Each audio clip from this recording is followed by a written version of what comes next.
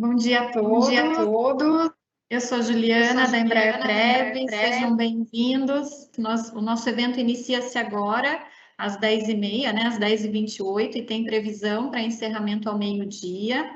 As perguntas, elas podem ser realizadas por meio do chat, nós iremos responder todas as perguntas no final do evento. E temos também uma pesquisa de satisfação, nós contamos com a participação de vocês, a opinião de vocês é muito importante para nós. Eu passo a palavra agora para o Eléo. Eléo, por favor. Bom dia a todos, é um prazer, uma satisfação estar de novo aqui em mais uma sessão, né, do 17º Encontro de Participantes Assistidos, agora do mês de novembro. A gente já teve 3 outros encontros anteriores, né, nesse mês, e sempre trazendo um convidado especial. E hoje é a vez do Daniel Pereira da Silva, né? O Daniel é atuário, ele é professor, né, com mais de 20 anos de experiência na carreira. Ele é professor da Fundação Getúlio Vargas, ele é professor de várias universidades, né, convidado a dar aulas no IBMEC, professor da Universidade Federal do Rio Grande do Sul, da UDF, né, enfim. Então, é uma pessoa bastante conhecedora e vem falar para a gente hoje um assunto muito que está muito, né, nesse momento em voga, que é a previdência complementar em tempos de crise, né? Então, ele vem dar uma palha para a gente sobre esse assunto. Então, sem mais delongas, eu vou passar para o Daniel. Depois da apresentação dele, a gente vai falar um pouquinho sobre a visibilidade da Embraer Prev, os resultados, e ao final, como mencionou a Juliana, a gente retorna para perguntas e respostas, tá? Daniel, por favor, fique à vontade. Obrigado, Léo. Obrigado a todos. Muito bom dia nessa linda manhã aí de quinta-feira. Estar aqui com vocês, um privilégio enorme. Obrigado por esse convite, né? Então, aí na casa de vocês, no espaço de vocês, quer seja esteja no home office ou na empresa também, né? Mas é uma alegria muito, muito grande, né? Espero que estejam todos bem, em plena saúde física e mental, nesse momento do qual a gente está passando. E exatamente sobre isso que a gente vai falar aí, sobre previdência complementar e a importância dela em tempos de crise, né? Então, nos próximos minutos, a gente vai discorrer sobre esse assunto.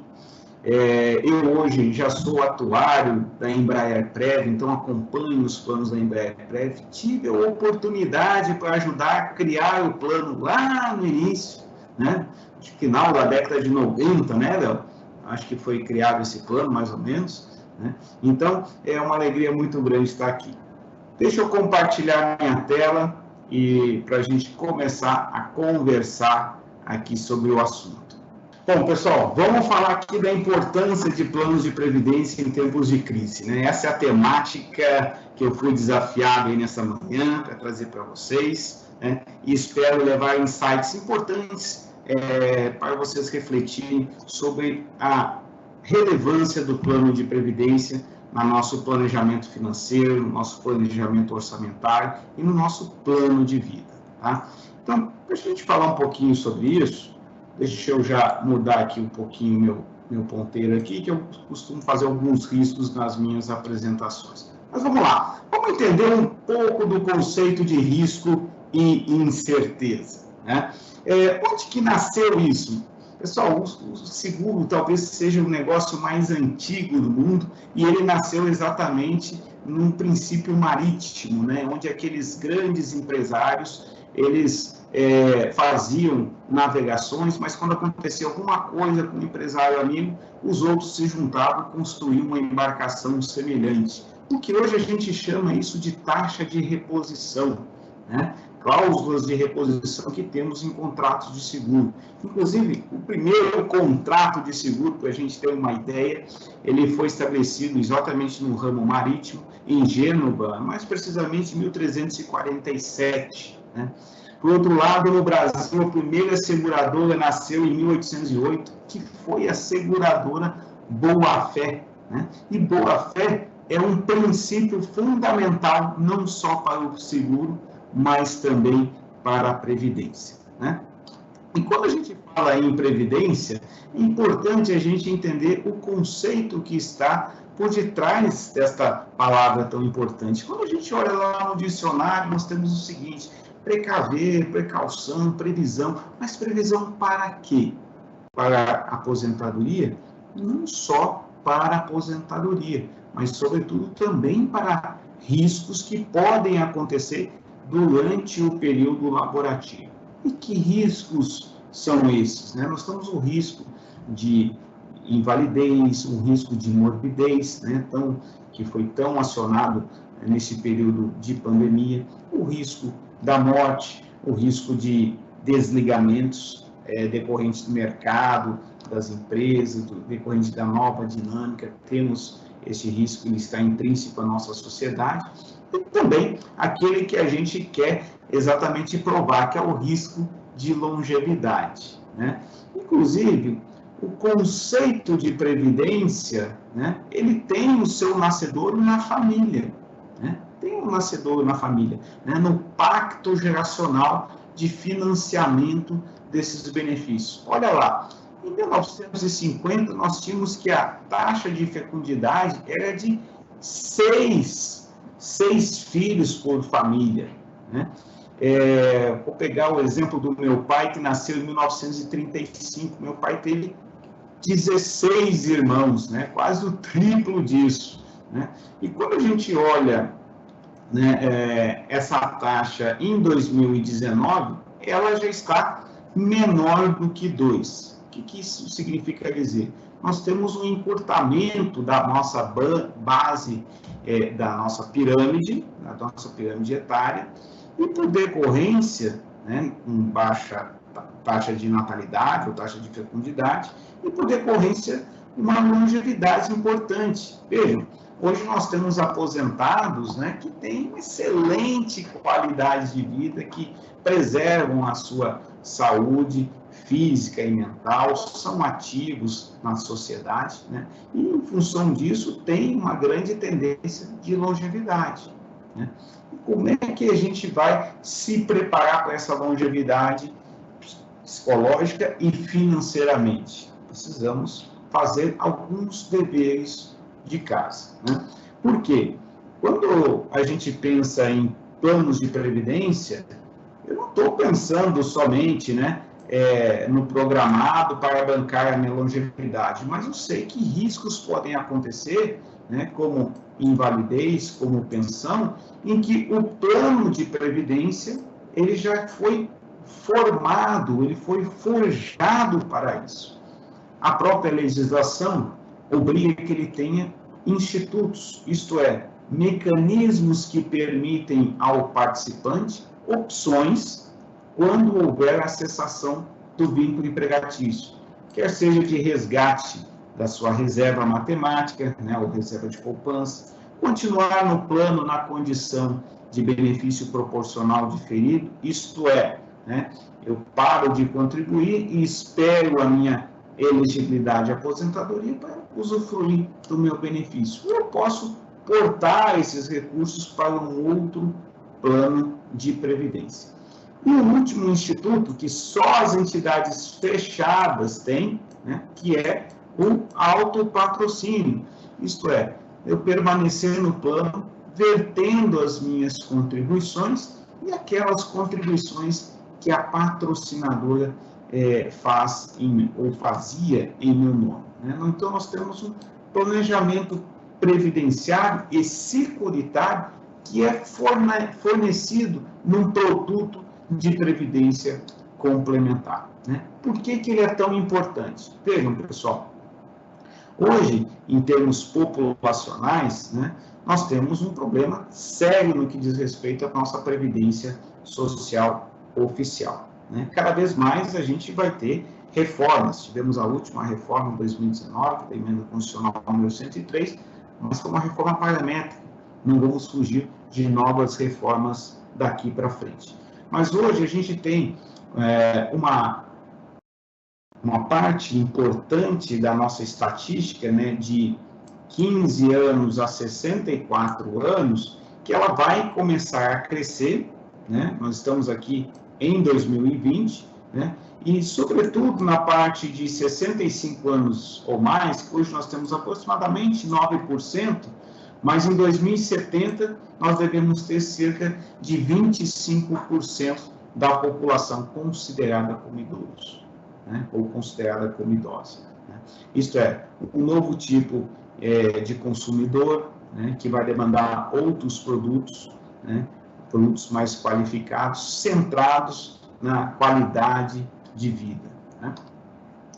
E quando a gente pensa no concurso da Covid no nosso ambiente, né, e falando aqui no ambiente, uma contextualização global, né, os governos, por meio dos seus bancos centrais, eles sempre reagem às crises, né? Temos a crise do subprime americano, 2018, 2019, que basicamente quase todos os mercados baixaram taxa de juros, o que não foi diferente, né, para a crise aqui da pandemia, né? Nós, na época ali, encerramos 2020 com 2,25 de Selic, talvez a menor da história, mas hoje nossa Selic já está com 7,75 e com tendência de 2 dígitos, né? Uma coisa que nós precisamos despertar a nossa atenção. Quando a gente olha, vimos juros, mas vamos ver saúde, né? Os planos de saúde, o que aconteceu? As pessoas ficaram mais em casa, então elas deixaram de usar os planos de saúde, né? Então, a taxa de sinistralidade, que é a razão de despesa sobre a receita, caiu para 75%, né?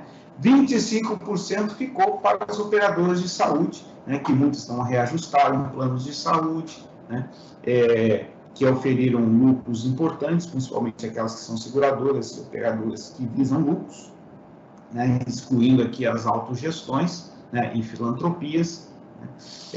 Mas, porém, o que nós já temos observado em 2021? Essas pessoas voltaram a utilizar o plano, né? Por exemplo, uma cirurgia de facectomia que é da catarata, né? Então, a catarata, as pessoas não usaram em 2020, mas não tem que fazer em 2021, 2022. O que significa dizer? Que esses custos de planos de saúde vão voltar a crescer com a demanda reprimida que a gente teve em função da Covid, né?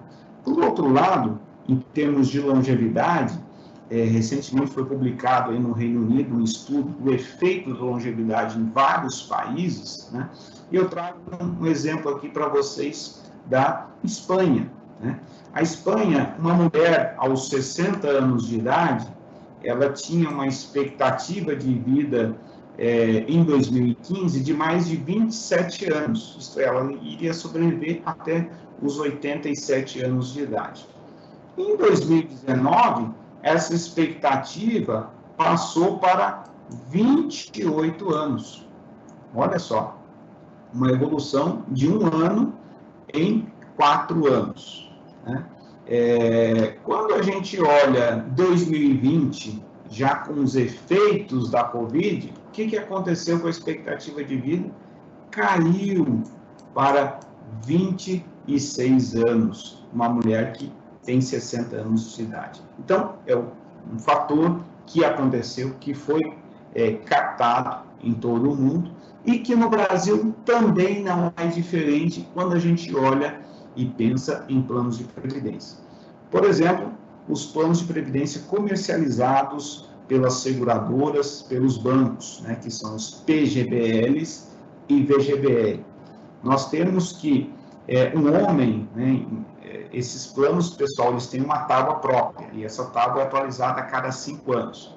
Não tivemos atualização em 2020, porém tivemos a atualização em 2021. Então, um homem em 2015 tinha uma expectativa de 60 anos de idade, tinha uma expectativa de sobrevida de mais de 25 anos. Um novo estudo feito pela SUSEP, essa expectativa caiu 1 ano para 24,1. Ao passo que uma mulher expectativa de mais de 29 anos e meio de sobrevida, né? Isto é, quase aos 90 anos, aos 60 anos, né? Reduziu para 28,4. Então, esse efeito também da Covid foi provado pelos planos de previdência locais aqui comercializados pelos bancos e pelas seguradoras. Quando a gente olha as entidades fechadas, né, na sua essência e na sua estruturação de plano de trabalho, né, elas também tiveram que fazer adaptações, né? Primeiro, o que as empresas fizeram? Adaptaram, criaram home office, ajustaram os seus contratos de trabalho com colaboradores, tivemos atendimento a domicílio de uma forma muito expansiva com os deliveries, as políticas de benefícios de cashback já são uma realidade que teve sua aceleração na pandemia e exatamente com as plataformas digitais. Então, foi uma questão de sobrevivência dessas empresas, né, com os efeitos da Covid. E nas entidades fechadas, não foi diferente, né? As entidades prepararam o home office, ajustaram seus sistemas para trabalhos em nuvem, né? A própria Embraer, eu acho que ainda está com home office, tem muita coisa em home office, né? Atendimento por diversos canais, né? Até Instagram, Facebook, né? E canais chatbot que as entidades hoje adotam. Algumas ajustaram empréstimos, inclusive teve um pronunciamento do Conselho Nacional de Previdência Complementar, ali em 6 de abril de 2020, que disse às entidades vão rever ali, se for o caso, políticas de investimentos, fazer enquadramentos táticos, dar uma flexibilidade no empréstimo, e muitas entidades criaram até o empréstimo. Nós tivemos a oportunidade de criar empréstimo para alguns fundos de pensão que não tinham para com os seus participantes. Concessões de benefícios digitalizados, enfim, fizeram todo um processo, né, de qualificação de plataformas digitais que trouxe um autoconhecimento da capacidade de entrega dos fundos de pensão, né, que pôde sim provar e ser com louvor aprovado neste teste de transformação e de adaptação em meio à Covid-19. Né? Porque a gente tem que lembrar que as entidades fechadas ou fundos de pensão são hoje o principal instrumento de poupança de longo prazo do país. São eles que concentram maior parte dos investimentos do país, olhando no longo prazo, né? Para a gente ter uma ideia, nós temos uma Previ, que é o Fundo de Pensão do Banco do Brasil, que foi criado em 1904. Olha, 1904, nós já tínhamos planos capitalizados, né? Tanto é que hoje a Previ é um dos maiores fundos de pensão da América Latina. Estamos falando de um negócio, de um agente de mercado, que são esses fundos de pensão, que estão no mercado estritamente regulado, estritamente controlado, né? Que nós temos princípios de gestão baseada em riscos, nós temos Conselho Nacional de Previdência Complementar, Conselho Monetário Nacional, Previc, uma série de agentes nesse mercado. E olha, pessoal, nós tivemos uma evolução muito importante, muito significativa nesse período, que foram os produtos simplificados, produtos mais flexíveis, né? Que permitiam os participantes fazerem ajustes importantes nos seus planos de previdência. E os investimentos, hein, pessoal? Vamos falar de investimento? Olha só, as entidades fechadas têm acesso a investimentos que nós, pessoa física, não temos, tá? Quer ver uma ideia? Olha esse fundo Megatrends que temos lá em Luxemburgo, inclusive uma empresa parceira nossa, Vitalis, que está focado ali em investimentos de ESG, né, em princípios de governança e sustentáveis, que olha o seguinte, olha, puxa, vamos ver como é que está o envelhecimento da população, a urbanização das sociedades, o lazer, né, as conectividades, tendências de digitalização e robótica, energias renováveis, e vamos montar um fundo de investimentos, né? As entidades fechadas podem investir nesse fundo no Brasil por meio de FIIs, né? Fundos de investimentos em cotas, que compra cotas lá no exterior. É permitido, inclusive, com um limite aí de 10%, tá? Olha só a rentabilidade desses fundos aqui em 12 meses.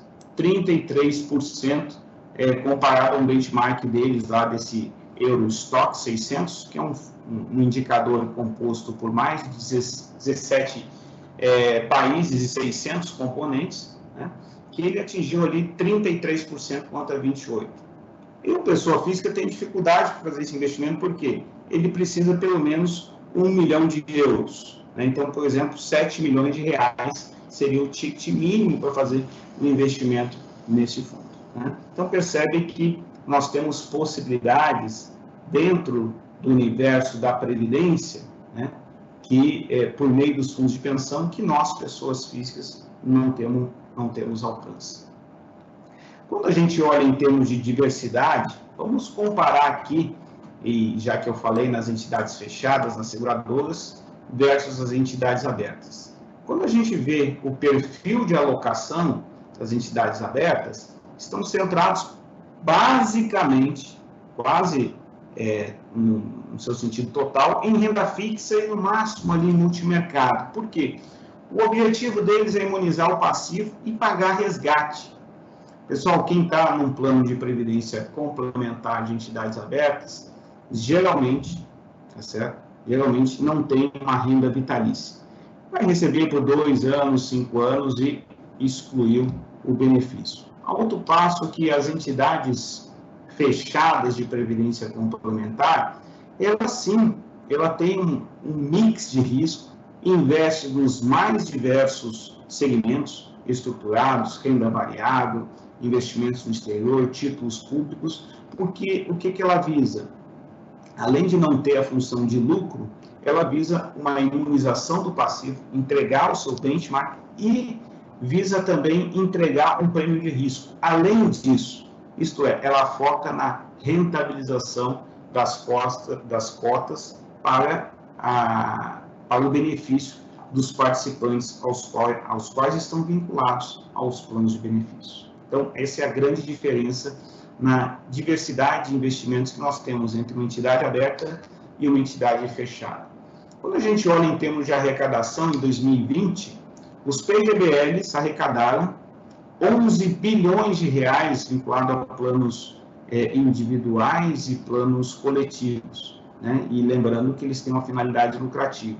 Ao passo que os fundos de pensão, né, arrecadaram, tanto planos patrocinados como instituídos, 32 bilhões de reais. Lembrando que eles são planos equivalentes por ter a mesma tributação, certo? Bom, isso já sinaliza que nós temos uma maior credibilidade do investidor. E vamos pensar em pagamentos de benefícios? Olha lá, tá? Pagamento de benefício. Dos 75 bilhões pagos em benefício, né, nós temos que 95% são suportados pelas entidades fechadas. Exatamente, estou corroborando com aquilo que eu já tinha colocado, que as entidades abertas são pouco pagadoras de benefício. As entidades fechadas é que respondem. E ao longo de 2012 a 2021, o crescimento dessas despesas, né, que são pagas pelas entidades, são os benefícios previdenciais, cresceu ali 208%. Né? Bom, e para a gente trazer sempre questões importantes, né, e como havia falado, as entidades abertas, elas focam em resgates, mas o que nós temos encontrado é que os participantes têm reclamado muito do acesso e da dificuldade de obter resgates junto a esses planos. Né? Por exemplo, a Brasilprev aqui teve pessoas que relataram, né, dificuldade de resgate, 327 pessoas, né? E ao total tivemos 473 reclamações. Quase 30% de dificuldades para resgatar o valor. Então, nós precisamos ter atenção. Se nós quisermos diluir, pulverizar o nosso risco, precisamos ter atenção também na funcionalidade dessas entidades abertas. Já as entidades fechadas, qual é o objetivo dela? Né? O objetivo final sempre vai ser o participante. Né? E para fazer isso, ela tem políticas de investimentos que são revisitadas, que têm ajustamentos táticos, que tem um perfil de investimento em que o participante escolhe o seu perfil de risco, né? Que tem flexibilidade contributiva e revisão de benefícios, os empréstimos talvez os mais baratos do mercado.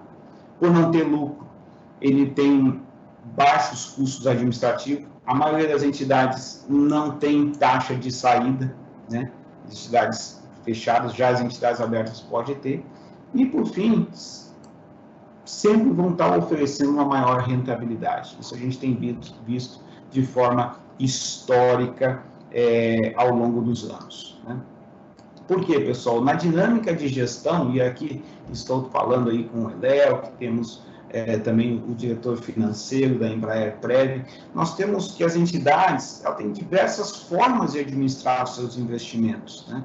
Ela pode ter uma gestão própria, uma gestão terceirizada, e uma gestão terceirizada com conceitos de carteiras administradas, que eu vou ter vários gestores para cuidar dos meus investimentos, e eu vou concentrar recursos de acordo com a entrega desses gestores, né? Aquele que entregar mais, eu vou concentrar mais recursos. Eu posso ter também gestão de fundos exclusivos, criar fundos exclusivos no mercado para a entidade, quer seja centrado em renda fixa, em ações no exterior, enfim, né?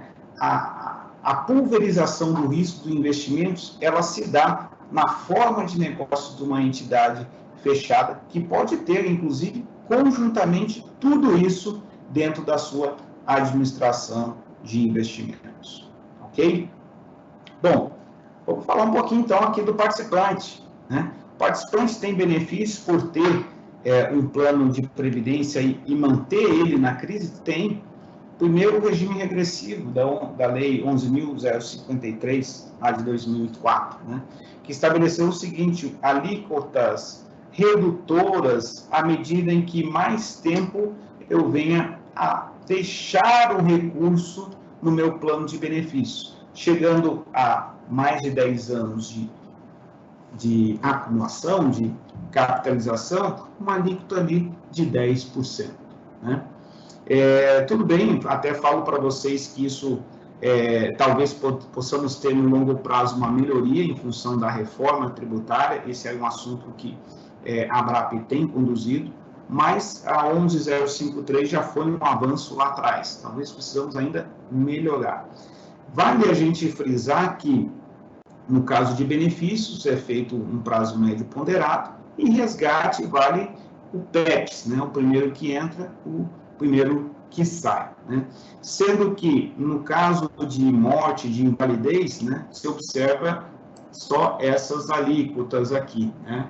Ela já começa a partir de 4 anos. Não se esquece as alíquotas de 35 e 30 anos.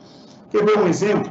Vamos pegar um exemplo aqui de um participante que teve uma renda bruta anual de R$130 mil em 2020 e que fez um aporte único ao plano de previdência no limite de 12%, 15.600. Né? Então, ele vai ter um ajuste da renda anual, na sua declaração de imposto de renda, de R$114.400. Agora, ele resolve, em 2022, sacar esse benefício. Ora, ele vai ter uma rentabilidade de 5%, 15.600 vai para 17.199, porém ele vai pagar de imposto de renda R$6 mil, tendo um valor líquido de 11 mil.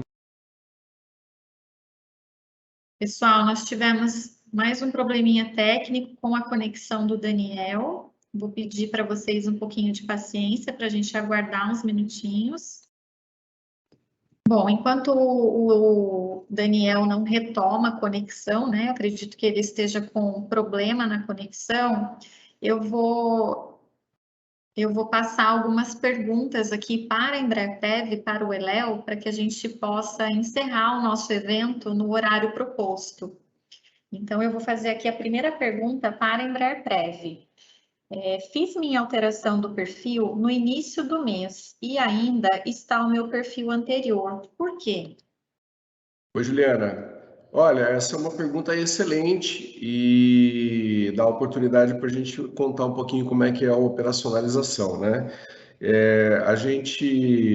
Desde maio passado, a gente alterou a sistemática de alteração dos perfis. Então, os perfis de investimento agora eles podem ser alterados todos os meses. Obviamente que a gente recomenda, né, bastante cuidado na alteração do perfil, porque principalmente nos momentos como a gente está vivendo agora, de muita volatilidade, muitas alterações de cenário, né? O cenário econômico está em constante mudança, então é muito preocupante a gente fazer uma alteração de perfil sem que a gente tome o devido cuidado de fazer as avaliações, né? Principalmente perfil de risco. Por isso, até lá no nosso portal, a gente tem uma pesquisa, né, que a gente chama avaliação de perfil do investidor, a API, que busca exatamente situar o participante em relação aos perfis para que ele possa verificar qual o risco que ele está disposto a correr, né?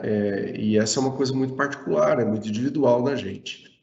Então, essa nova sistemática que permite que os participantes possam mudar todos os meses, ela tem algumas observações. Então, vamos citar um exemplo. Estamos no mês de novembro. Então, a gente está alterando o perfil no mês de novembro. Eu tenho o dia 1º de novembro, no caso, dia 3 de novembro, até o último dia útil do mês de novembro, até 30 de novembro, 17 horas. É o horário que eu tenho que o sistema vai estar aberto. No caso, até o final do dia mesmo, acho que nem tem mais a limitação das 17 horas. Então, seria até o último horário, né, de novembro em que o site esteja no ar. E o site sempre está no ar, né? Então, a gente alterando durante o mês de novembro, a alteração do perfil vai valer a partir do primeiro dia útil do mês subsequente. Então, ele vai valer a partir de 1º de dezembro de 2021. Como a cota do mês de dezembro ela só é divulgada no mês subsequente, porque ele já vai pegar a rentabilidade do novo perfil, porque ele mudou em novembro, valendo a partir de 1º de dezembro, então a rentabilidade dele já vai ser do perfil novo no mês de dezembro, do dia 1º até o dia 30.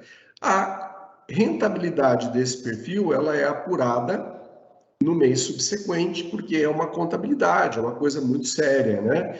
Então, é um contador, um sistema, né, que faz essas contas, apropria a arrecadação, despesa, a rentabilidade toda da carteira, é calculada por meio da rentabilidade dos investimentos, e esse valor é divulgado até o dia 10 do mês subsequente, né? Então, resumindo, né, eu faço a alteração no mês de novembro, vale a partir de dezembro, mas eu só vejo esse novo perfil quando eu já receber a rentabilidade apurada até o dia 10 do mês de janeiro. Então, em janeiro eu consigo ver não só a alteração que eu fiz, mas também já a rentabilidade. Então, é importante, achei legal essa pergunta, tá, Juliana? E que ajuda a gente a esclarecer isso. Aí eu não sei se o Daniel já voltou, que daí eu devolvo a bola para ele lá. Vamos lá, né? A gente estava falando um pouquinho sobre a questão, deixa eu até mudar aqui meu cursor, sobre a questão das vantagens tributárias de um participante. E aí falando do regime regressivo, né, que teve aí no Brasil, começou ali pela lei 11.053, em 2004, mas aproximadamente, né? Vamos pegar um participante que tem uma renda anual de R$130 mil e ele resolveu fazer um aporte, um plano de previdência de uma única vez, no limite de 12%, isto é, 15.600, exatamente para ter um incentivo tributário na sua declaração do final de ano de ajuste, né? Então, baixou para, em vez de 130 mil, 114.400. Sem entrar em outros detalhes, com relação, por exemplo, a plano de saúde, educação, enfim. Bom, o fato é que esse participante ele resolveu, no ano de 2022, fazer um resgate, né?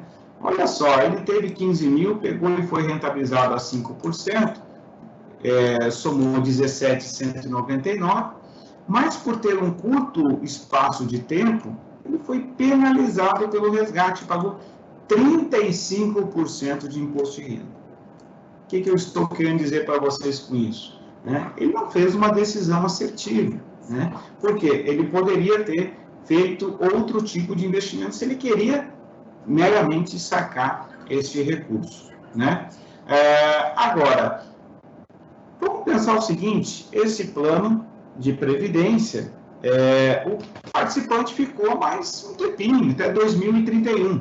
Olha o que aconteceu com o saldo dele em função da rentabilidade, foi para 26.681, caiu numa nova faixa de imposto de renda, 10%, pagou então 2.668 e teve uma maior rentabilidade em face do período em que ele ficou no plano da mágica dos juros compostos, que a gente também vai falar aqui. Então, percebe que esta construção tributária feita pelo governo, ela vislumbra sempre o longo prazo, maior período em que eu fiquei com recurso depositado, né? Lembrando que o regime regressivo, ele é definitivo, então ele não tem um ajuste na declaração lá do imposto de renda. Muito bem. Como ser, então, dado esses conceitos, Daniel, uma previdência e em tempos de crise, como ser um cidadão, né, um ser humano previdente? Eu vislumbro pelo menos ali 7 chaves importantes que a gente tem que ter, né? Que eu vou passar rapidamente cada uma delas, né? Começando ali pelo regime geral. Regime geral, que é a Previdência Social, no Brasil ela é obrigatória. E acaba sendo que, para fins de benefício de risco, invalidez e pensão por morte, auxílio, doença, não existe nenhuma seguradora, nenhum plano de previdência que pague igual ao que paga a Previdência Social Oficial. Esse é um ponto importante, né? Porém, lógico, vamos estar sujeitos aí a novas reformas, porque tivemos reformas que foram paramétricas, né? Então, e o que vislumbra essas reformas? Mais tempo para a aposentadoria, menor a aposentadoria no longo do tempo. Isso é uma tendência inequívoca que teremos que enfrentar. Segundo ponto, que é o terceiro pilar, né, da nossa Previdência. Por que é o terceiro pilar? A Previdência se concentra em regime geral, regime próprio de Previdência Social, que é do servidor público, e o regime de Previdência Complementar. O regime de Previdência Complementar, tá? Ele é obrigatório no Brasil? Por enquanto não, mas se Deus quiser, um dia vai ser, né? Foi esse movimento que fizeram no Reino Unido, e o Reino Unido hoje tem mais de 100% do PIB investido em Previdência Complementar.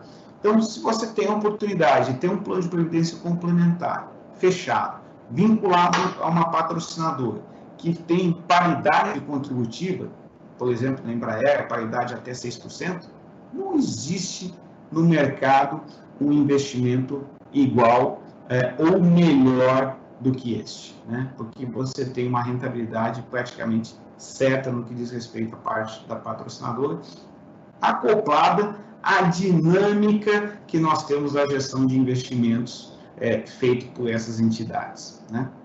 Uma outra questão importante, seguro de vida, né?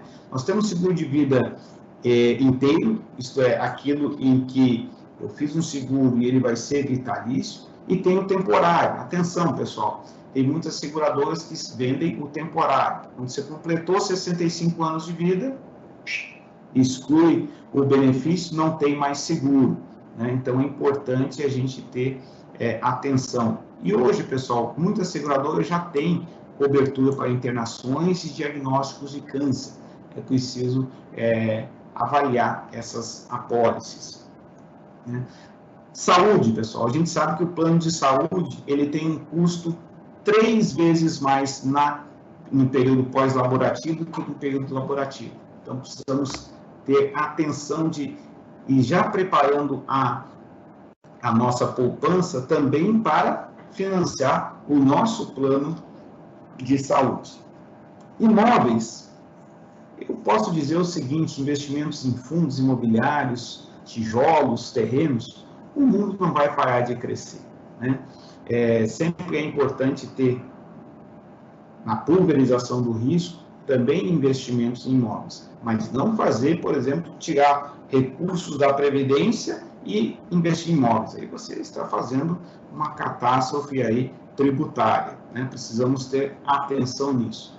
Renda fixa, ainda mais em cenários que estamos agora em uma retomada de juros, renda fixa volta a ser atrativo para o Brasil, né? Volta a ser atrativo para o investimento brasileiro e para o investidor, aquele também estrangeiro, porque estamos falando de um risco soberano centrado nos títulos públicos, né? E, enfim, renda variável ou ações, por que não usar também no período pós-laborativo, né? No período de aposentadoria, ainda mais no mercado de capitais que está cada vez mais crescente. Estamos aí na iminência do IPO do Nubank, por exemplo, né?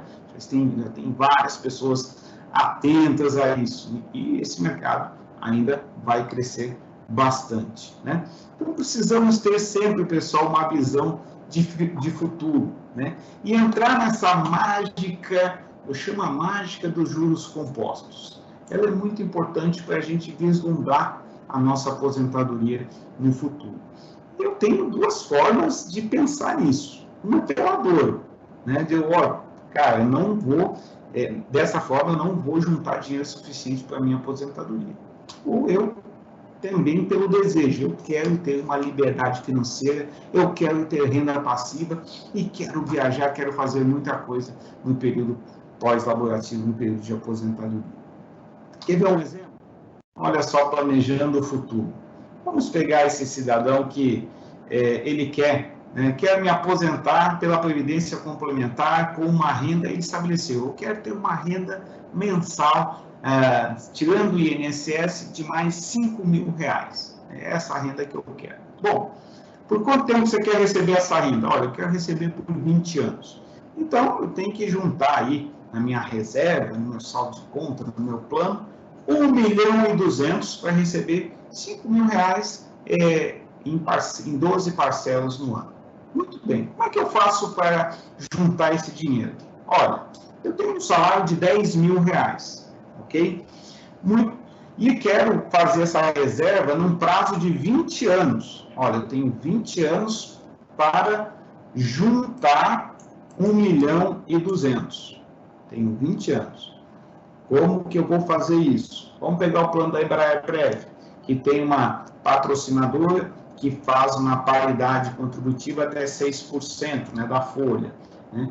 Então, para a gente integralizar esse valor, considerando uma rentabilidade líquida e estimada de 4,5% real, que é uma rentabilidade baixa, né? Isso eu não estou considerando efeito inflacionário, eu precisarei contribuir por esses 20 anos com R$ 2.512,26.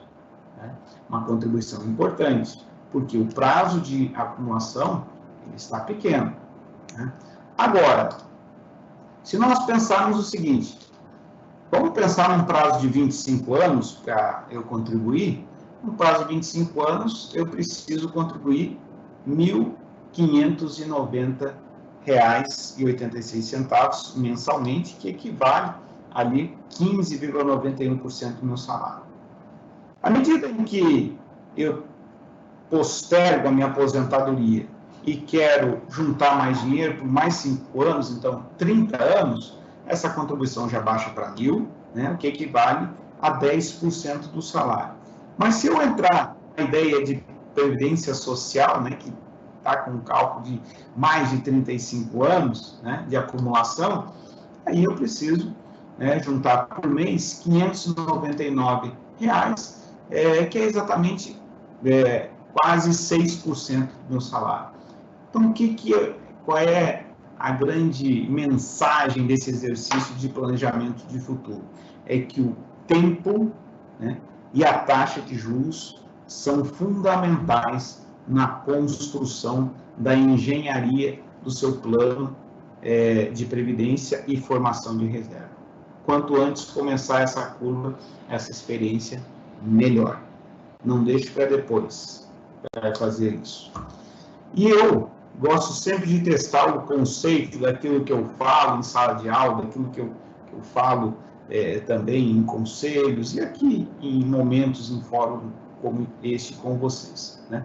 Então, tive a oportunidade de sentar com a minha filha num domingo, digo, filha, o que você escolhe para o seu futuro? Vamos lá, o papai vai te pagar aí R$300, vou te pagar em dinheiro por 30 anos todo mês, tá?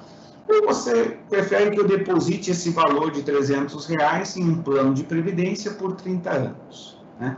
Isto é, ela vai receber, não falei esses números para ela antes, né? Mas ela ia receber em dinheiro 108 mil, né? E se ela deixasse um plano de previdência com uma certa rentabilidade, cerca de 302 mil. Para minha surpresa, e que foi importante, né? Foi uma surpresa positiva, ela escolheu a última opção. Por quê? Ela disse, papai, se você depositar o dinheiro num fundo de pensão, numa entidade, né, pelo que eu já conheço, né, pelo que você fala, né, eu confio que eu vou receber o dinheiro. Eu confio na instituição.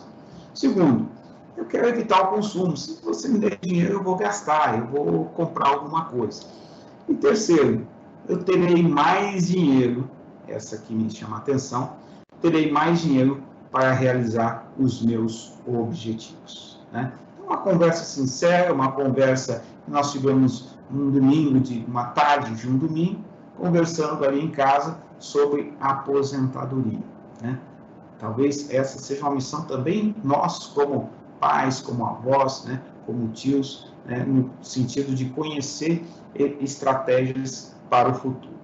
Com isso, pessoal, os insights que eu trago aqui para vocês, para a gente ter o maior proveito de um plano de previdência. Tempos de crise sempre vão gerar oportunidades e, sobretudo, aprendizados, né?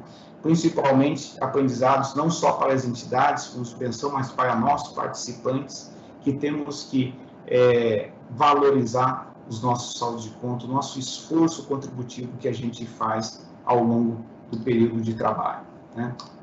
Também a gente tem que saber que a previdência complementar, dentro daquela molho de 7 chaves, ela é indispensável ao nosso planejamento financeiro e previdenciário, né? E uma coisa que é muito interessante, pessoal, antigamente nós não tínhamos como medir risco, hoje a gente mede risco. Hoje a gente pode fazer esse planejamento com uma simples planilha de Excel. Algo em 5 minutos você monta esse planejamento do futuro. Com fórmulas matemáticas tão simples, tão fáceis, e que se você tiver dúvida, você vai lá no YouTube e já consegue fazer esses cálculos e consegue gerenciar este futuro, né? Porque no longo prazo, pessoal, nós temos que levar em consideração o seguinte: a vida é longa, né? Nós temos uma vida longa pela frente.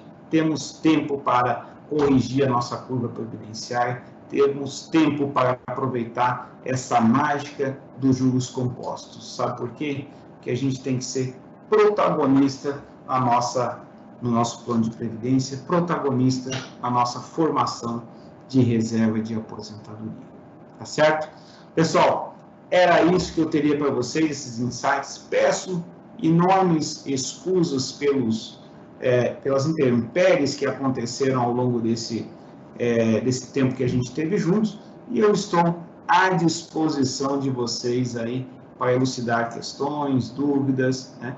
Enfim, estou à disposição e muito obrigado pela paciência, sobretudo de vocês. Obrigado. Obrigada, Daniel, pela sua apresentação. Agora nós vamos fazer a apresentação da visibilidade da Embraer-Prev e, na sequência, vamos para o momento das respostas, perguntas e respostas. E, Léo, passo a palavra para você, por favor. Então tá bom. A gente vai dar uma visão geral, né, rápida, até pelo adiantado da hora, e a gente começa dando uma visão geral do plano, como a gente sempre faz. Então, o plano é um plano que continua em evolução, né, o patrimônio do plano em torno de 3,7, caminhando para 3,8 bilhões aí de reais. Nós temos um quadro de participantes assistidos próximo de 20 mil.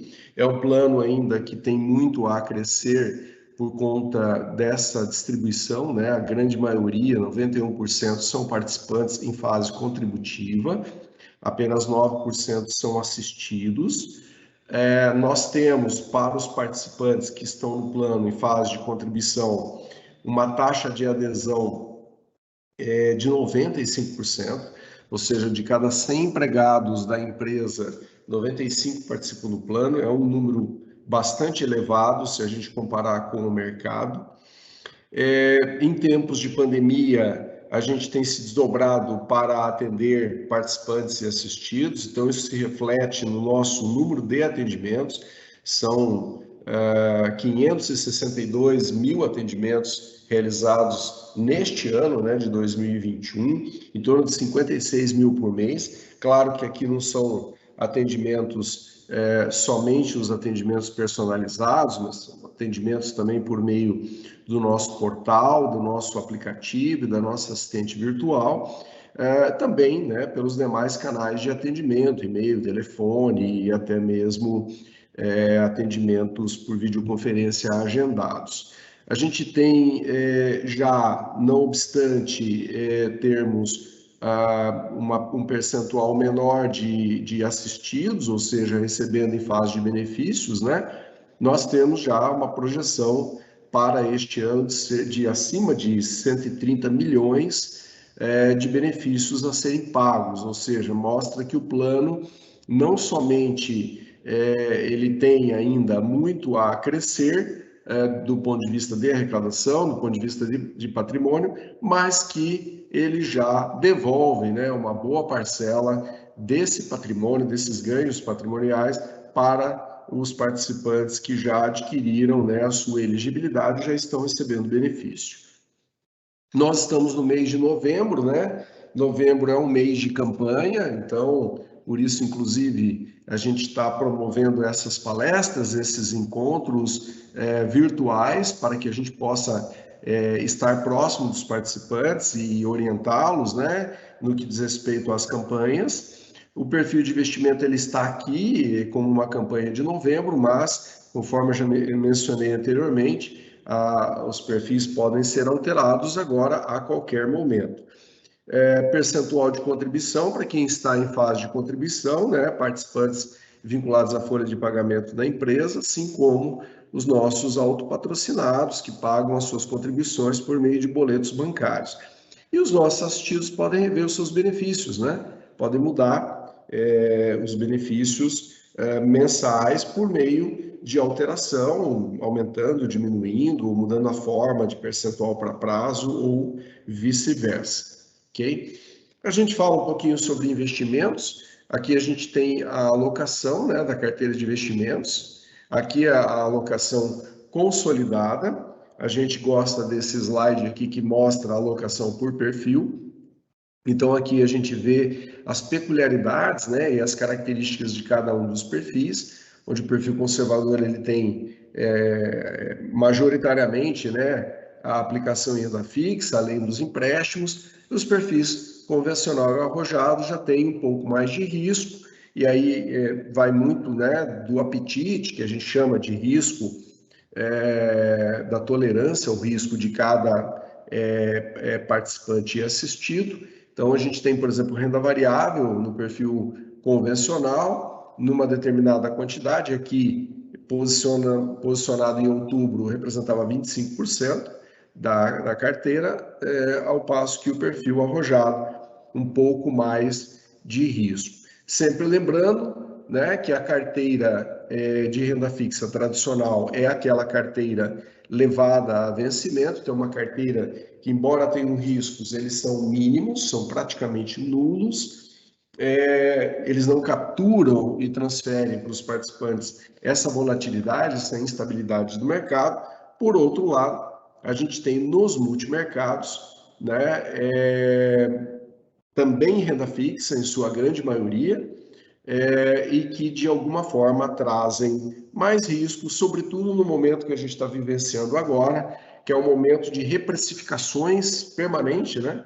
Então a gente vê, por conta das instabilidades dos próprios rumos da economia brasileira e mundial, a gente vê inflação, por exemplo, subindo muito, os bancos centrais, não só no Brasil, mas no mundo todo, correndo atrás para controlar a inflação, aumentando os juros. Na hora que os juros aumentam, as taxas de mercado também são maximizadas, e toda vez que esses juros aumentam, né, quem empresta o dinheiro, quem toma o dinheiro emprestado, exige uma taxa maior para compensar o prêmio de estar emprestando, como se fosse um seguro de vida, né, mas aplicado aí a títulos públicos, a títulos privados, né, que são as debêntures de grandes empresas, e é natural que isso fique mais caro. Quando ele fica mais caro, ele gera uma rentabilidade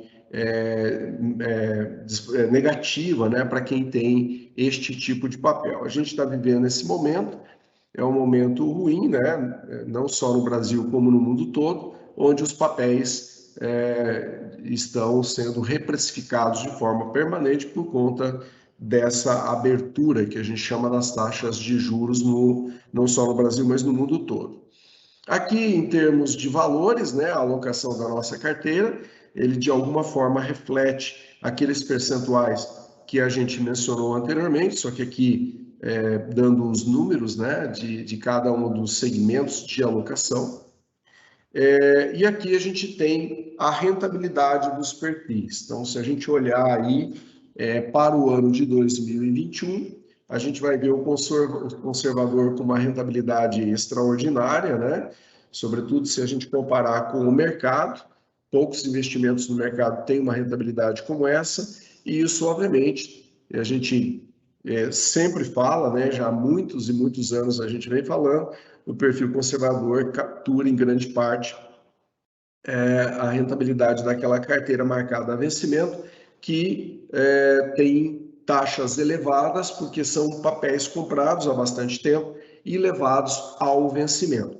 Os perfis convencional e arrojado, como eu mostrei anteriormente, eles têm papéis já que trazem mais risco, títulos imobiliários, o próprio multimercado, mas principalmente renda variável. Se a gente olhar no período de 12 meses, né, mesmo assim, os perfis convencional e arrojado estão em recuperação, e a expectativa, né, é que essa recuperação continue. Obviamente que a rentabilidade em 2021 não é a que a gente esperava. 2021 é um ano que a gente imaginava que fosse de recuperação. Isso não aconteceu. Os reflexos da pandemia estão sendo muito mais extremados, né, do que se imaginava. De novo, não só no Brasil como no mundo. E a gente tem problemas locais, como a gente já vem mencionando nos nossos informativos, né, de maneira até contundente e repetitiva, também nas nossas resenhas semanais, né, que a gente está enviando no mês de novembro, onde a gente explica os problemas, principalmente o problema fiscal, né, de equilíbrio de contas de gastos do governo, que tem pesado bastante nessa avaliação e forçado essa instabilidade bastante grande nos perfis de maior risco. A gente gosta muito desse slide, é um slide que mostra o histórico de rentabilidade desde o início do plano, períodos mais longos, né? É assim que a gente gosta de avaliar, e observem que aqui todos os perfis têm resultados bastante interessantes, se a gente considerar desde a criação do plano em 99 até o final do ano passado, que a gente atualiza esse slide uma vez por ano, que já contempla aqui o pior, né, que ocorreu da pandemia, que foi o ano passado. Mesmo assim, todos os perfis no acumulado desse período, renda e inflação mais pelo menos 6% de ganho real ano líquido. Então, isso é que a gente gosta de mostrar, e eu costumo brincar sempre, né? Plano de previdência complementar não é uma corrida de 100 metros, é uma corrida de maratona, ou seja, a gente quer ganhar e quer preservar patrimônio e quer devolver rentabilidade e benefícios visando o longo prazo, porque é para isso que a gente planeja, né, esse tipo de investimento, para que a gente possa fazer face aos benefícios dos nossos participantes durante o seu período de aposentadoria. A gente costuma lembrar, né, o ano passado, eu me lembro que muita gente me cobrou dizendo, poxa, Léo, a contribuição extra de final de ano, eu me esqueci de fazer, né, e não aproveitei o benefício integral do 12% que a Receita Federal nos dá. Poxa, lembra a gente, né? Então a gente está lembrando aqui, tá? Então, aqueles, né, assistidos ou participantes do nosso plano que desejem aproveitar o benefício fiscal do imposto de renda, aproveitando o 12%, né, que é o 12% da renda tributável anual, podem fazer uma contribuição extraordinária ao plano Embraer-Prev até o dia 20 de dezembro. Aqueles participantes que estão vinculados à folha de pagamento da Embraer e que gostariam de alguma forma de aproveitar e reduzir o imposto de renda sobre o 13º, podem autorizar uma contribuição extra em folha do 13º até o próximo dia, se não me engano, dia 20 de novembro, na verdade até acho que é o final até o dia 30 de novembro, desculpa, para que possa entrar na folha de dezembro, enfim. Então aqui está dado o recado, né, para quem pediu para a gente o ano passado, então a gente está aproveitando e lembrando. E por fim, eu concluo a apresentação comentando um pouquinho sobre assistente virtual. A gente está num momento ainda de pandemia, com nosso atendimento presencial ainda não está ocorrendo pelas limitações todas impostas pela pandemia, mas a gente queria dizer que a gente está desenvolvendo ferramentas cada vez mais interessantes, cada vez mais potentes, para dar sempre informação, orientação, opinião para os nossos participantes. A assistente virtual, que pode ser acessada tanto pelo nosso portal como pelo nosso aplicativo, ela está disponível, né, nesses canais, e a gente pode falar com o assistente virtual, e o ano passado a gente fez já um upgrade bastante grande, né, de conteúdo. Então, praticamente todo o regulamento do plano ele está lá espelhado dentro da assistente virtual, assim como muitos dos nossos serviços, procedimentos e práticas. Então, o que eu peço para vocês testem, né, a assistente virtual, e caso vocês detectem que tem alguma melhoria a ser feita, porque isso é como se a gente estivesse ensinando, né, uma ferramenta e ela aprende, avisem a gente sobre que temas que vocês gostariam que a gente pudesse reforçar esse conhecimento para que ela seja cada vez mais útil para nós, tá bom? Então aqui está dado o recado, era isso, e aí eu devolvo a palavra para a Juliana. Obrigada, Léo. Nós vamos agora para o momento de perguntas, né, e respostas. Então, nós temos aqui um primeiro comentário seguido de uma pergunta que aconteceu durante a apresentação do Daniel, mas eu vou fazer para a Embraer-Prev e aí, Léo, fique à vontade em estender a pergunta para o Daniel. Vamos lá. Nas entidades abertas, bancos, a flexibilidade de retirada de valores é maior do que a fechada. Tiro o que desejar na hora que desejar. Por que na Embraer-Prev as possibilidades de retirada são restritas a duas oportunidades: garantir rendimentos? Essa regra faz com que eu tenha outros investimentos em bancos não tão bem remunerados para ter liquidez. Tem planos de bancos somente em renda fixa, papéis do governo e pagando rendimento Selic completa e com liquidez a qualquer momento. Essa é uma boa? Oi, gente, excelente pergunta, tá? E ele tem tudo a ver com o que o Daniel falou para a gente hoje, inclusive depois eu vou pedir para que o Daniel complemente para a gente. É uma diferença bastante grande, porque quem investe, né, em bancos, em planos de previdência de seguradoras ou de bancos, sabe que tem liquidez e que pode depositar o dinheiro e sacar a qualquer momento. É por isso que, inclusive, os bancos criam algumas penalidades, né? Eu, por exemplo, eu tenho na pessoa física lá para os meus filhos alguns planos em bancos e eu sei que o depósito que eu fizer nos primeiros 3 anos, se eu for sacar, eu vou ter que pagar uma multa, né? Então, isso é uma questão que tem também isso nos bancos e, em geral, por conta de ter essa flexibilidade de retirar, mesmo muitas vezes pagando multa, você tem essa flexibilidade. E aí, até por conta da característica desse investimento, o que acontece? O pessoal que faz a gestão dos investimentos num banco, numa seguradora, nessas características, aplica em curto prazo. Então, dificilmente o pessoal vai comprar um título do governo, por exemplo, o NTNB, que vence em 2050, ou que vence em 2045, ou que vence em 2037. Por quê? Porque se ele comprar um papel como esse, pode acontecer de, na hora dele ter que vender esse papel, estar num momento ruim, né, de venda, e aí ele vai capturar uma rentabilidade ruim, ou pode acontecer de ele nem poder, se ele quiser, se ele tiver planejado que esse papel vai ser levado a vencimento, por exemplo. Então, pelo sim, pelo não, o que o gestor de investimento de uma seguradora ou no banco faz? Aplica em títulos de curto prazo, que vencem no ano que vem, que vencem daqui 2 anos no máximo, enfim. Limita bastante o espectro de investimentos. Quem consulta a nossa carteira, e eu faço o convite, entra lá no nosso portal, né? Relatório de composição da carteira de investimentos, está lá disponível mensalmente, vai ver que tipo de ativo a gente tem. Então, vai ver que, por exemplo, a carteira de renda fixa,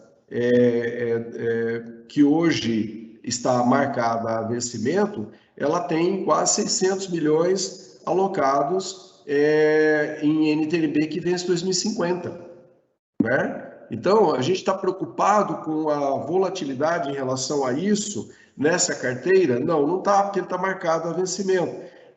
E a gente vai carregar esse papel até vencimento, né? Agora, imaginem se isso tivesse, por exemplo, marcado a mercado. Estaria gerando uma volatilidade bastante grande e, de alguma forma, na hora que a gente fosse vender, iria gerar um resultado ruim. Então, este tipo de ambiente de um plano de previdência fechado, como é o Embraer-Prev, é um ambiente todo estudado, planejado e com incentivos e benefícios para gerar renda.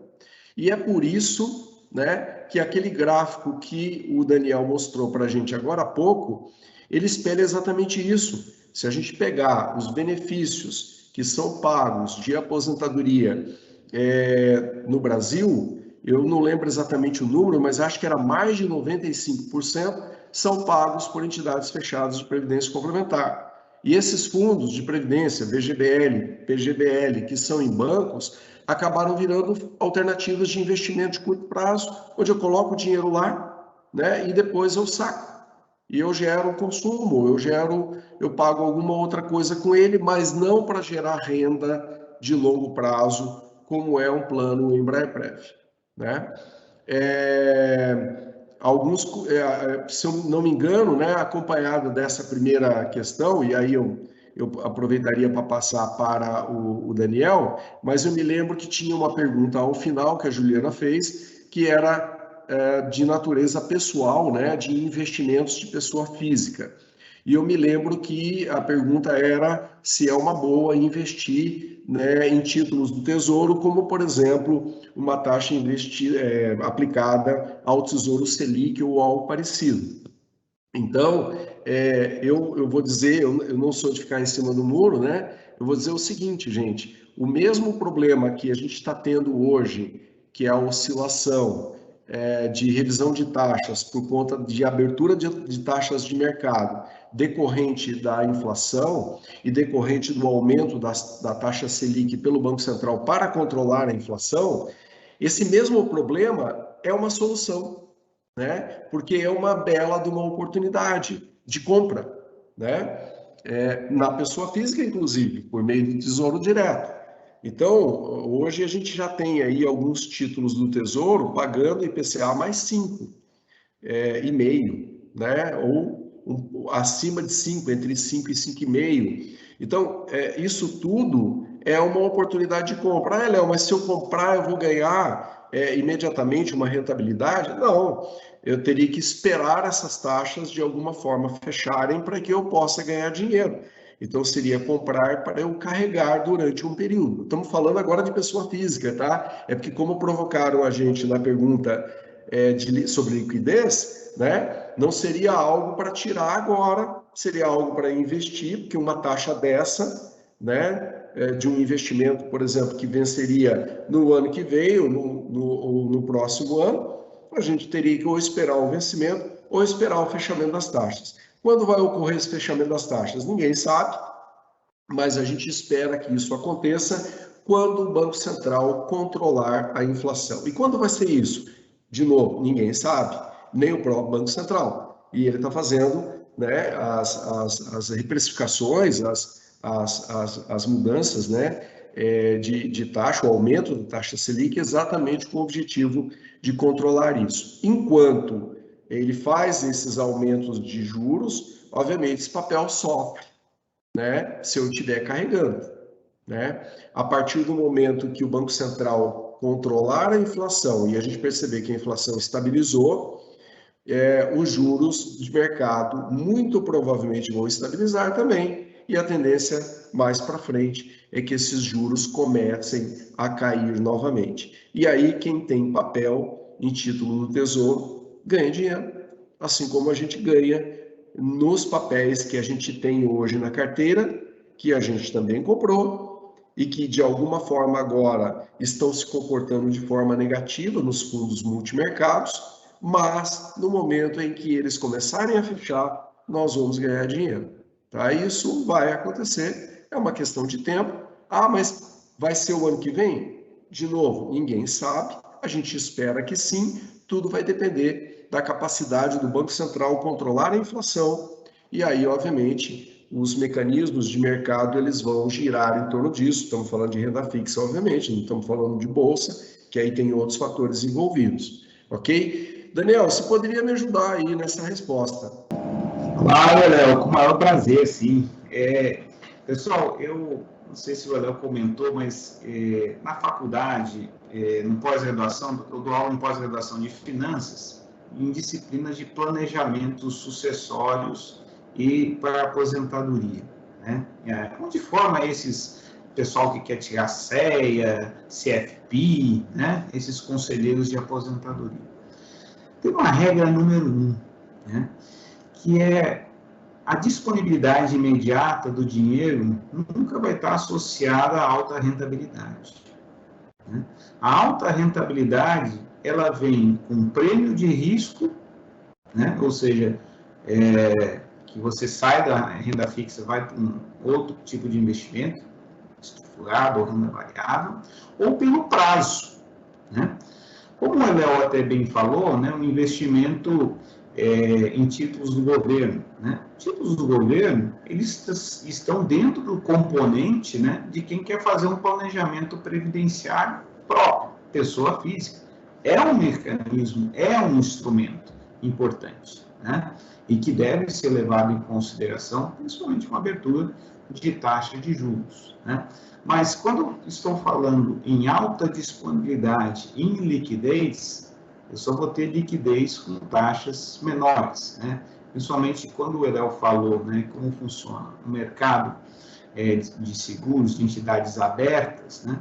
Vocês terem uma ideia, pessoal, a duration média desses mercados é menor que 2 anos, isto é, o prazo médio de pagamento, de recebimento. Ao passo, como a gente até mostrou, né, os fundos de pensão já têm maior tempo de recebimento das aposentadorias. Então, essas entidades, essas seguradoras, elas visam o quê? Lógico, tem investimentos em títulos do governo? Tem, mas precificados a mercado e créditos privados, né? Então, a rentabilidade que é apresentada, que é dado pelo portfólio de investimento dessas entidades, com disponibilidade, ela vai ser sempre menor do que aquela centrada no longo prazo e que busca também um prêmio de risco, que é o que as entidades fechadas sempre buscam, entregar mais do que nós chamamos de meta atuarial ou meta de investimentos. Esse é o grande objetivo das entidades fechadas. É esse complemento que eu queria fazer, tá bom, Léo? Obrigada, Daniel. A próxima pergunta é para a Embraer-Prev. A Embraer-Prev calcula a rentabilidade de renda fixa com a marcação na curva e não a mercado, como costuma ser observado em rentabilidades divulgadas por planos abertos, resultando em uma rentabilidade muito melhor em épocas como hoje, mas que só efetivará se o título for segurado até o vencimento. Como a Embraer-Prev lida com o risco de resgate antecipado pelos participantes? Excelente pergunta também, dá oportunidade também para a gente falar um pouco mais sobre esse conceito. O que a gente tem, né? A gente tem dois tipos de renda fixa, vamos dizer assim, para facilitar a explicação, o conceito, a didática, né? A gente tem uma renda fixa que a gente chama renda fixa marcada a vencimento, ou marcada na curva, como o pessoal do mercado financeiro costuma chamar informalmente. E o que é isso? É uma carteira de aproximadamente 1.800 bi, um pouquinho mais, composta de títulos públicos e títulos de empresas privadas, que a gente comprou lá atrás, em épocas vacas gordas, né? E, aliás, até vacas gordas é muito a referência à taxa, porque este momento agora seria um momento, se a gente pudesse continuar marcando a vencimento ou marcando na curva, a gente estaria comprando tudo que aparecesse. Por quê? Obviamente, tudo que aparecesse for de qualidade, né? Não vamos comprar qualquer título de empresa sem avaliar, por exemplo, a qualidade do crédito, né? Então, feita essa observação, a gente estaria realmente comprando muita coisa para carregar a vencimento. A gente não faz mais isso porque hoje, pela legislação, a gente não pode mais marcar a vencimento, a não ser carregar essa carteira que já está marcada e que o nosso participante, né, nosso assistido, chamou de renda fixa. Eu chamo de renda fixa tradicional, renda fixa marcada a vencimento. Nós temos uma outra renda fixa, que é a renda fixa marcada a mercado, que são em sua grande maioria, né, mais de 90%, são papéis iguais, só que marcados contabilmente a mercado, ou seja, eles capturam toda a variação de preço do mercado. São títulos públicos, são títulos de empresas também, iguaizinhos, com os mesmos critérios que a gente adota para o outro. A diferença é que eles estão marcados a mercado e capturam toda essa volatilidade. Não deixa de ser uma oportunidade, mas eles rodam, inclusive, negativo também. Essa renda fixa marcada a mercado, a gente, em geral, chama de multimercado. E é por isso que tem essas duas pizzazinhas lá, né, esses dois pedacinhos de pizza, nos relatórios que a gente divulga mensalmente, tá? A pergunta do nosso participante é, poxa, você tem lá 1,8 bi, né? Digamos que haja uma demanda grande por resgates de participantes que ainda não se aposentaram, que gostariam de alguma forma resgatar. Porque o assistido, ele tem um fluxo controlado, ele vai retirar mensalmente porque ele optou por uma renda mensal. Então, a gente tem um planejamento de longo prazo bastante efetivo. Agora, realmente, o participante que não está na fase de receber de benefício, ele poderia tomar uma decisão de resgatar o plano todo. E vamos supor que houvesse uma incidência bastante grande de pessoas fazendo isso. Então, o que a gente faz?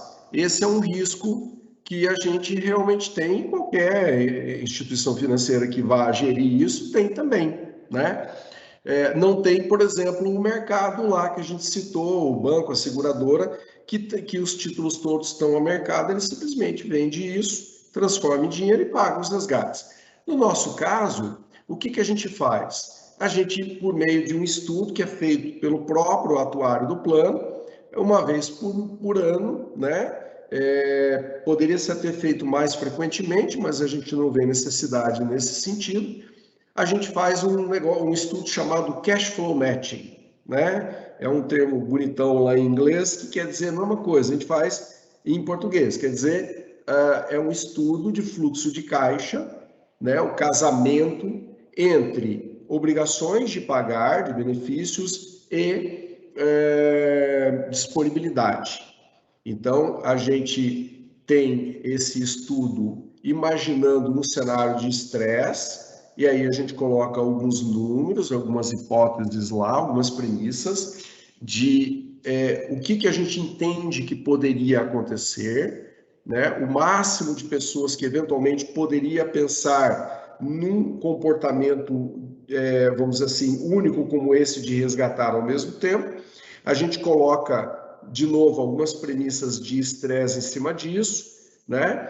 De inflação, de taxa de juros, e a gente gera, né, qual seria o dinheiro que a gente precisaria ter disponível de forma permanente para fazer face a essas obrigações. E é por isso que a Embraerprev, baseada nessa conta, tem uma carteira de disponibilidade.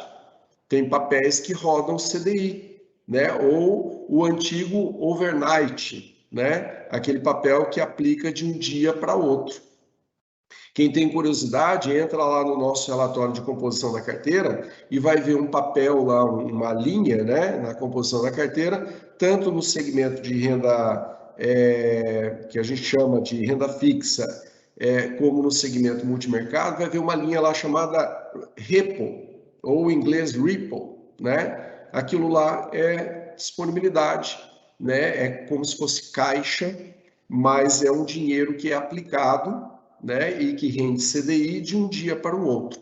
Aquilo tudo lá é a disponibilidade que a gente tem para fazer face a esse tipo de compromisso. Ou seja, é um ambiente muito profissional, né, muito calculado, muito gerido, exatamente para contornar todos esses riscos que foram mencionados, e o nosso participante deu a oportunidade aí da gente explicar por meio dessa pergunta. Obrigada, Léo. Temos uma pergunta aqui agora para o Daniel. Daniel, quais são as expectativas do mercado brasileiro em 2022, ano eleitoral? Olha, tem como passar essa pergunta? Não tem, né?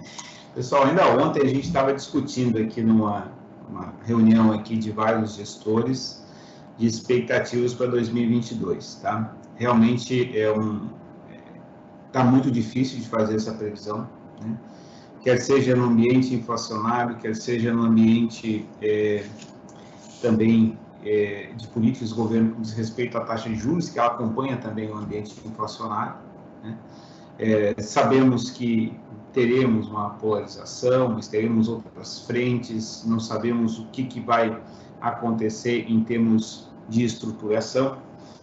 Temos acompanhado a dinâmica do Planalto, né, no que diz respeito, por exemplo, à troca de cadeiras, né, um efeito aí do Centrão também, né, isso já tem acontecido, inclusive nos ministérios que a gente tem contato, né, que é o Ministério, sobretudo o Ministério da Economia, né, e as secretarias de Previdência, isso já é um efeito, né. Agora, responder com precisão essa pergunta em termos de mercado, quando a gente tem uma incerteza que pode ocorrer no curto espaço de tempo, o melhor a se fazer é se proteger, né? Então, estar preparado, porque vamos ter aí uma instabilidade, vamos ter uma volatilidade dos mercados que pode ser muito significativo, ainda mais se for somado a algumas dinâmicas do mercado externo que pode influenciar tanto Europa, China e Estados Unidos, que influenciam diretamente as nossas políticas, né? Sobretudo a influência, a dolarização que a gente tem na dinâmica dos nossos mercados, dos quais a gente tem percebe um impacto muito significativo, tá? Então, eu sinto em dizer, mas fazer previsibilidade nesse cenário eleitoral, eu acredito que atualmente não vai ser um bom cálculo para mim. Obrigada, Daniel. Eu fiz a pergunta de $1 milhão para você, né? Eu e o Eléo, a gente costuma brincar aqui. Mas vamos lá. A gente já está aí com o nosso tempo esgotado, mas temos mais uma pergunta aqui para a Embraerprev. É possível fazer portabilidade do Brasilprev para o Embraerprev? Não só é possível, como eu fiz. Eu tinha um plano, o Brasilprev, na verdade, ele é vinculado ao Banco do Brasil, né? E a gente fica bastante à vontade para falar de Brasilprev, do Banco do Brasil, porque eles são também nossos gestores, né? Que acompanha a nossa gestão, os nossos relatórios, vê lá que o Banco do Brasil é um dos nossos gestores, então a gente tem bastante proximidade com eles e até liberdade para brincar e fazer esse tipo de comentário que eu estou fazendo aqui agora. Então não é nada, nenhuma quebra ética, nem nada, né? Mas, por exemplo, eu tinha um plano meu lá, que de 2007, anterior até a minha vinda para cá, eu tinha um outro plano também parecido com o Embraerprev numa outra empresa, mas por algum motivo lá eu quis diversificar na época e tinha também um planinho no Brasilprev. E quando eu entrei na Embraerprev, eu acabei portando e eu fiz as contas, né? Era muito mais vantajosa, porque não só a rentabilidade do Embraerprev era melhor, mas como principalmente a taxa, né? Então eu pagava lá no Brasilprev, só para vocês terem uma ideia, uma taxa de 2% de administração financeira. E eu vim pagar aqui na Embraerprev 0,4%. Então, gente, é brincadeira, né? É uma diferença bastante grande. E também pela facilidade de acompanhamento, né? Os extratos, enfim, a gente poder, de alguma forma, acompanhar mais. Então, voltando ao conceito, é possível se for um plano PGBL, que foi o meu caso, né? Se for um plano VGBL, que aí é um plano também de previdência, mas é um plano que se assemelha mais a um seguro de vida, aí não é possível, a legislação não permite a portabilidade. Mas se for um PGBL, sim, não que o Embraerprev seja PGBL, nós somos um plano fechado, né, para a população dos participantes empregados na Embraer, e suas empresas coligadas e controladas, ou ex-empregados que se mantiveram no plano. Então, ele é fechado, né? E já o Brasilprev é um plano aberto, né? Então, mas na natureza PGBL, como as tributações, aí é uma questão de regra e compatibilidade tributária. Como as regras tributárias são parecidas, o VGBL, por exemplo, é tributado o rendimento. E você faz uma contribuição a um VGBL, você não vai ter a dedução fiscal, o abatimento na base de cálculo do imposto de renda de até 12%. No PGBL você tem, assim como no Embraerprev, e por isso essa compatibilidade tributária você consegue fazer portabilidade sim. E aliás, até não só isso é possível, como a gente está recebendo de forma até surpreendente um volume muito significativo de portabilidades agora no final desse ano. Imagino que muito até em função dessas rentabilidades que a gente está tendo no perfil conservador, que são realmente extraordinárias em relação ao mercado, e muita gente fazendo esse tipo de portabilidade está recebendo um fluxo bastante grande, não só de portabilidades, mas também de contribuições extras. A Juliana tem os números disso aí, né? Mas, enfim, posso dizer que é um número significativo. Obrigada, Léo. Bom, chegamos ao fim da nossa quarta sessão do 17º Encontro Virtual de Participantes e Assistidos, a nossa última sessão. Eu agradeço ao Daniel, sempre muito rica as informações, nos ajuda, agrega muito para nós. Obrigada, Daniel, pela sua participação. Agradeço ao Eléo pela apresentação, pela oportunidade de estar mais próximo dos nossos participantes e assistidos. E desejo a todos uma boa tarde. Obrigada.